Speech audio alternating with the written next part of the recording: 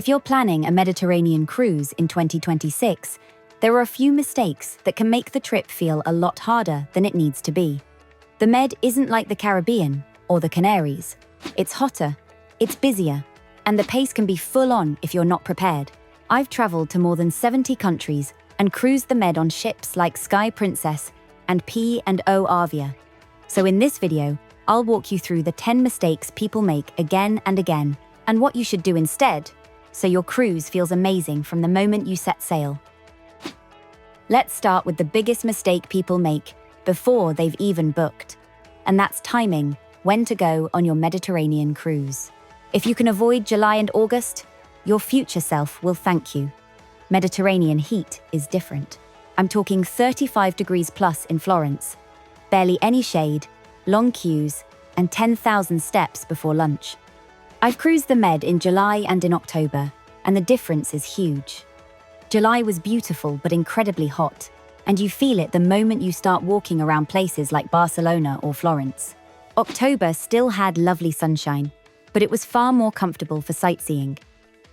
The best time to cruise is late April through early June, or mid-September to October.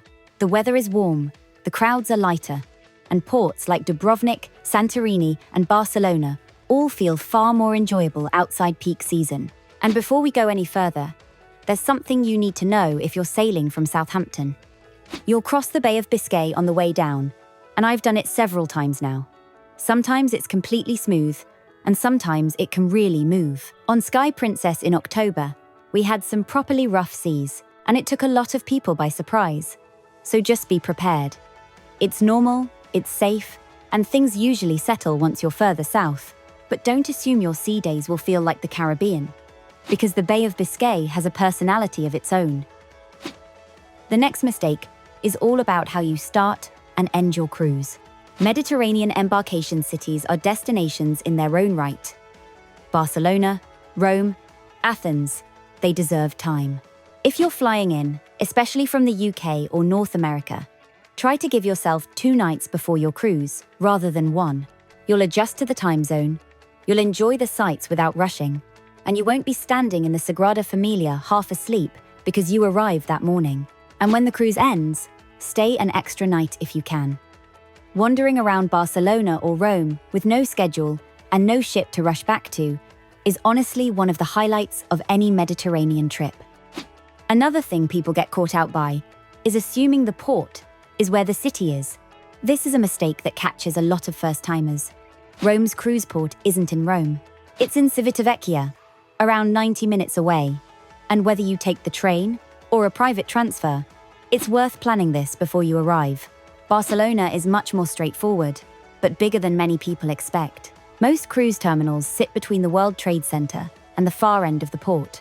So knowing exactly which terminal your ship uses makes taxis and shuttles far easier on embarkation morning. Mediterranean cruises also often start and end in different ports. So double-check your embarkation and disembarkation ports before you book your flights.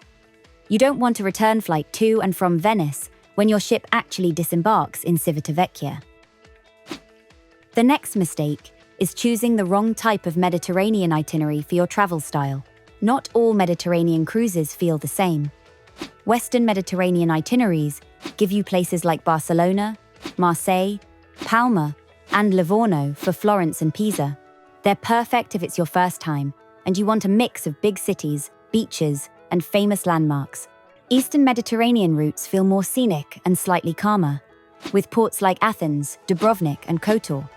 If you love dramatic coastlines, old towns, and a slower pace, the Adriatic is a brilliant choice. And then you've got the Greek Isles, which are ideal if you want sunshine, sandy beaches, and sunset ports. Also check how many port days you have in a row.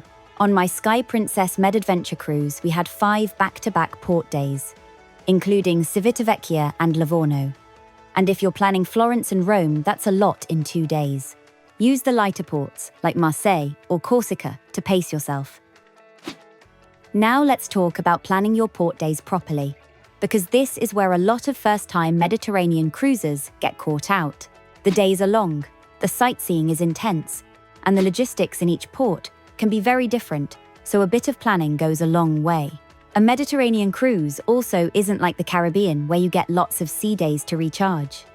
Here, you're often exploring from early morning, and some ports involve long transfers or tender boats. That's why it's important not to book full-day excursions in every single stop. Mix it up. Florence might need a 10-hour day, but places like Marseille or Palma are perfect for a slower morning and a relaxed wander.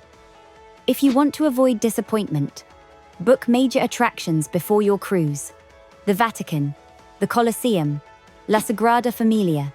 Tickets often sell out weeks ahead. I found this out the hard way in Barcelona when I left it too late, and every slot for the Sagrada Familia had gone. After that, it's about deciding how you want to organize your day. Cruise line excursions are convenient because the ship will wait for you, but they aren't always the best value. Independent options, or doing it yourself, can give you more flexibility. And if you're doing a port day independently, build in more buffer time than you think you need. Distances in the Mediterranean catch people out, especially in places like Rome. On my Sky Princess cruise, someone missed the back on board time in Civitavecchia and had to travel to Livorno to rejoin the ship the next day. So aim to be back at the port at least an hour earlier than the time printed on your daily cruise planner. Another easy mistake is focusing too much on the ship and not enough on the ports. In the Mediterranean, the ports are the star. If you're off the ship, most days, from early morning until late afternoon, things like water slides often don't get used as much as people expect. Sometimes, a smaller ship with better itineraries suit a med cruise better. It's also worth thinking about dining. After a long sightseeing day, fixed dining times can feel like hard work. Ships with a good choice of venues and a strong buffet make evenings far easier. Next, let's cover packing, because the Mediterranean has its own challenges. Med heat is intense, especially in July and August. Light clothing, breathable fabrics, and a hat will make your days so much easier. Carry a refillable water bottle. Comfy shoes are essential. Mediterranean ports are full of cobblestones, steps, and hills, especially in old towns like Dubrovnik and Kotor. And bring a light jacket for breezy evenings on deck, or for the stronger air conditioning inside. Laundry specials on board are worth using.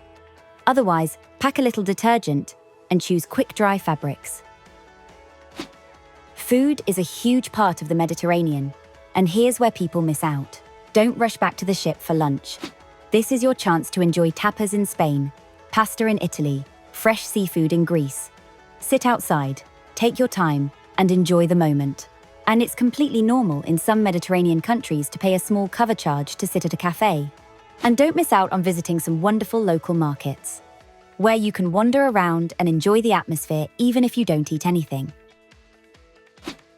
A quick one now, but it makes a real difference once you're ashore. Always carry small euro notes and coins, because many public toilets charge 50 cents to €1 and don't take cards. Be mindful of pickpockets in busy areas like Las Ramblas or Naples. Use a crossbody bag that zips and keep it in front of you. And check for cover charges at restaurants. It's normal in parts of Italy and Spain, but it can surprise you if you're not expecting it. And finally, the mistake nearly everyone makes on their first Mediterranean cruise. If you sit right on the main square, you'll often pay more for food that isn't as good. I've made this mistake more than once. Walk 2 or 3 streets back from the busiest areas, and you'll usually find better prices, better food, and a much more authentic experience. So now you know how to avoid the biggest mistakes people make on a Mediterranean cruise. And if Barcelona is on your Mediterranean cruise, watch my Barcelona Cruise Port Guide next. It's full of practical tips on transport, sightseeing, and how to make the most of your time in port. It's on screen now.